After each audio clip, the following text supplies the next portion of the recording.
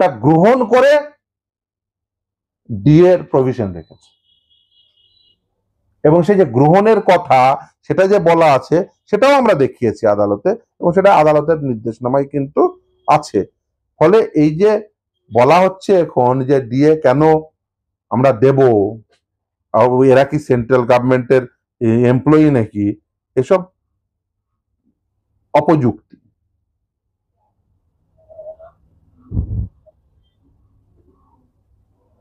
দেখুন, the commission submitted it's report on 12 February 2009. After due consideration of the recommendation of commission, the governor has been pleased to make decision set out the following paragraph in respect to the employee under the category 1A দিয়ে scale of pay বলা আছে, এখানে দেখুন dearness allowance বলা আছে।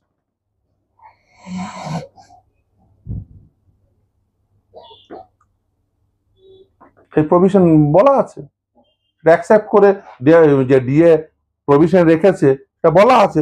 শুধু তাই নয়, এবার রোপা রুলসে কি বলা আছে আমরা এইগুলো সব যুক্তি হিসেবে দেখিয়েছি।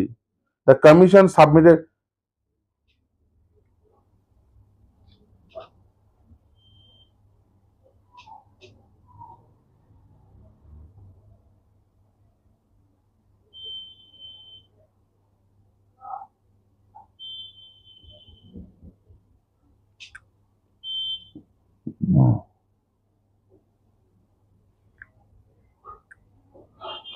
এই যে difference appropriate to the basic pay, dearness allowance appropriate to the basic pay plus dearness pay at index average 536 within bracket 982 is equal to 100।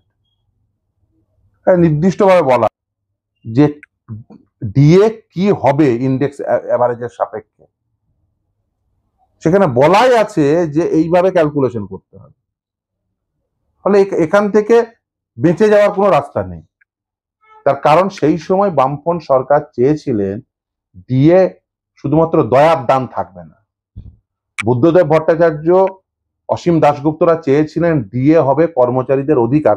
সেই জন্য যেটা আন্ডার আর্টিকেল 309 যে রুল ফ্রেম হয়েছে, in exercise of the power conferred by the proviso to article 309 of the constitution of India, the governor is pleased hereby to make the following rules.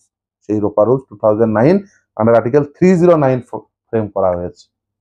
সেই রুলসে বুদ্ধদেব ভট্টাচার্য, অসীম দাশগুপ্তরা DA কে AICPI অনুযায়ী দিতে হবে সেটা ঢুকিয়ে দিয়ে গেছে, যার ফলে এটা আইনগতভাবে সিদ্ধ হয়েছে, এটা স্ট্যাটুটরি রাইট হয়েছে, এটা লিগাল রাইট হয়েছে। সেই জন্যই সেই সময় মহামান্য বিচারপতি দেবাশিস করগুপ্ত এবং মহামান্য বিচারপতি শেখর ববি সরাফের বেঞ্চ এই যে ডিএ যে এনফোর্সেবল লিগাল রাইট সে কথা বলে গেছেন। এবং আপনাদের জ্ঞাতার্থে জানাই সেই জাজমেন্টটাকে রিভিউ করেছিল, কিন্তু সেই জাজমেন্টের এগেইনস্টে এসএলপি পেপার করতে পারেনি, রাজ্যসভা করেছিল, করেনি। সেই জাজমেন্টকে অ্যাকসেপ্ট করে ক্যালকুলেশন কি হবে সেইটা সেটে পাঠিয়েছিল, তারা অ্যাকসেপ্ট করে সেটে গেছিল, তারা কিন্তু এসএলপি পেপার করেনি। অর্থাৎ ডিএ যে লিগালি এনফোর্সেবল রাইট সেটা অ্যাকসেপ্ট করে নিয়েছিল মমতা বন্দ্যোপাধ্যায় সরকার, কারণ বাধ্য হয়েছিল। তার কারণ বুদ্ধদেব ভট্টাচার্যের সরকার, অসীম দাশগুপ্তদের সরকার, তারা এই ডিএটাকে এআইসিপিআই অনুযায়ী দিতে হবে, এইটা লিগালি এনফোর্সেবল রাইট যাতে হয় তার জন্য রোপা রুল 2009 এর মধ্যে সেটা ঢুকিয়ে দিয়ে গেছিল 2009-এ। ফলে এখান থেকে নড়ার কোনো জায়গা নেই। আবার রোপা রুল 2019 যেটা 2019 সালে, যেটা মমতা বন্দ্যোপাধ্যায়ের আমলে যায়নি, যেটা 6 পে কমিশনের রেকমেন্ডেশনের উপর ভিত্তি করে, যার মাথায় ছিল অভিরূপ সরকার, ওই যে মমতা বন্দ্যোপাধ্যায়ের হয়ে টিভিতে গলা ফাটাতো, তাকে মাথায় বসিয়ে সেই 6 পে কমিশনের রেকমেন্ডেশন হলো। এখনো 6 পে কমিশনের রেকমেন্ডেশন আপনি ওয়েবসাইটে পাবেন না। কর্মচারীরা সেটা পাওয়ার জন্য হত্যা হয়ে ঘুরে বেড়াচ্ছে, পাচ্ছে না কেন? ওই যে হাওয়া হয়ে গেছে, কেউ জানে না। কিন্তু 6 পে কমিশনের রেকমেন্ডেশন বলতে রোপা রুল 2019 ফ্রেম হয়েছে, কিন্তু সেই রেকমেন্ডেশনটা কোথায়? আপনি কোনো ওয়েবসাইটে পাবেন না, সরকারি কোনো ওয়েবসাইটে পাবেন না। সেটা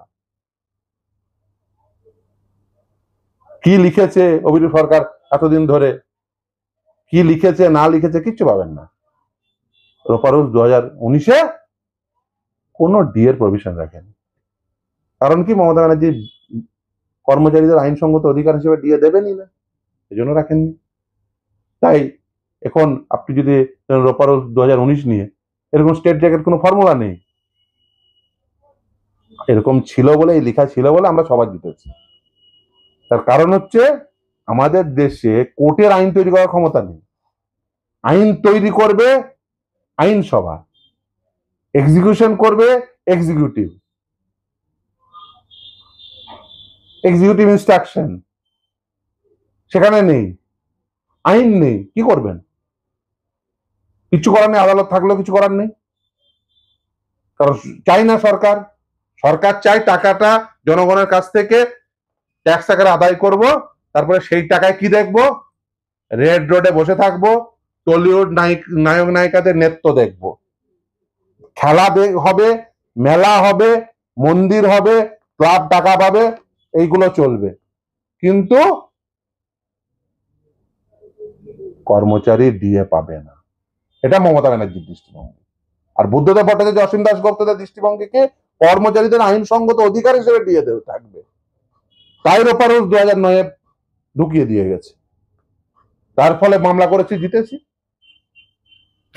রোপারুল 2019-এ এরকম প্রভিশনই রাখেনি। ও জানে বাঁশি থাকবে না, বাঁশুরি হবে কি করে? যা রোপারুল 2019-এ রাখবোই না ডিএ এর উপর, মামলা করে করবি কি? মামলাই হবে না, মামলা করলে ডিসমিস খাবি।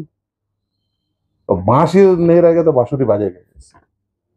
দেখুন, সুপ্রিম কোর্ট প্রথমে 50% বলেছিল, কিন্তু বারবার আকুতি মিনতির পরে 25% বকেয়া ডিএর কথা বলেছেন সুপ্রিম কোর্ট, অন্তর্বর্তীকালীন নির্দেশ দিয়েছে। রাজ্য সরকার জানায় প্রায় 41,000 কোটি টাকা তাদের এই 100% বকেয়া ডিএ মেটাতে গেলে তাদের দিতে হবে। এটা তাদের পক্ষে প্রায় অসম্ভব, তাদের ব্যাক ব্রেকিং ইফেক্ট হবে, তাদের কোমর ভেঙে যাবে, মেরুদণ্ড ভেঙে যাবে, যাই বলুন না কেন। এবং সেই জন্য তারা বারবার আকুতি মিনতির ফলে 25% অন্তর্বর্তীকালীন নির্দেশ দিয়েছেন। প্রায় strong prima ফেসি case made out না হলে এটা কখনোই হয় না সাধারণভাবে, ফলে বোঝাই যাচ্ছে এটা strong prima ফেসি case made out হয়ে আছে। এবং সেক্ষেত্রে 25 এবং মহামান্য বিচারপতিদ্বয় বলেওছেন তারা সমস্ত জাজমেন্টগুলোকে তারা দেখেছেন, ফলে 25% বকেয়া ডিএ দিতে হবে। তারপরে যদি আপনি হিসাব করেন প্রায় 10,000 কোটি টাকার থেকে বেশি রাজ্যের ঘাড়ে দায়ী পড়বে। বকেয়া রয়েছে ডিএ বকেয়া রয়েছে। দেখুন, রোপারুল 2009 লাগু হয়েছিল 2006